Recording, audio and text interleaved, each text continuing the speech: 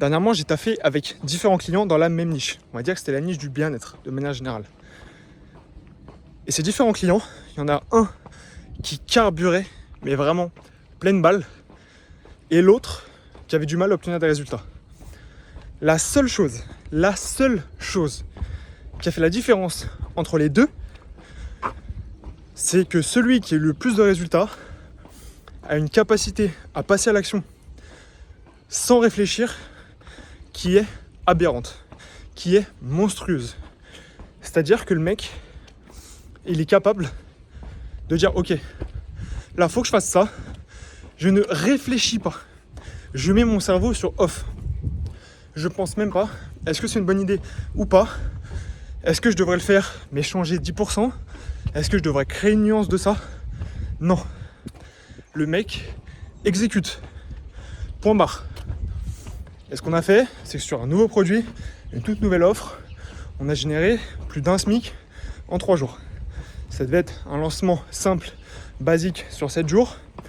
On l'a fait, on l'a sold out en 3 jours. 1348 € de mémoire. Aussi simple que ça. Le second, dans la même niche, une galère. Mais quand je vous dis une galère, c'est-à-dire que, notamment il y avait des posts à faire sur Canva, la typo n'était pas la bonne. Donc à chaque fois on passait 2 jours à retrouver la bonne typo sur Canva. La couleur RGB n'était pas la bonne sur toutes les slides.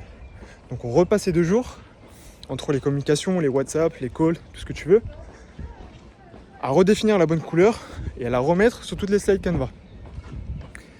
Ensuite, il s'est posé la question de est-ce que l'offre qu'on avait discutée, enfin pour qu'il lance quoi tout simplement, est-ce que c'était la bonne? Est-ce que c'était vraiment celle qu'il voulait mettre en place? 2 jours de plus. Ensuite son positionnement. C'est-à-dire pourquoi les gens le choisiraient lui sur le marché plutôt que quelqu'un d'autre. Ça a plus long. 2, 3, 4 jours. Donc là, au global, pour des futilités, on est sur 2 semaines. 2 semaines occupées à rien faire. Walou, zéro, que de chier. À penser. Penser. Overthinker. Parce que penser c'est bien. Overthinker, c'est-à-dire que tu penses beaucoup plus que tu ne devrais le faire. Très très gros problème. Pendant que lui il pense, j'ai mon client B qui a fait 1 SMIC en 3 jours. Ok. Donc je te laisse réfléchir, je te laisse faire les calculs. Il y a 30 jours dans un mois. Donc en moyenne, il peut faire 10 SMIC. Ok. Donc environ 15 000 balles. Voilà, qu'est-ce que tu veux que je te rajoute d'autre? Pas grand-chose. À part que c'est la preuve ultime qu'à un moment donné, il faut arriver à débrancher son cerveau. Ça veut pas dire que t'es con. Je dirais même que c'est de l'intelligence déguisée. Parce que tu obliges ton cerveau à prendre la bonne décision pour prendre la bonne direction. Je suis désolé, je suis dans un tunnel, ça va faire du bruit. Mais tu m'as compris.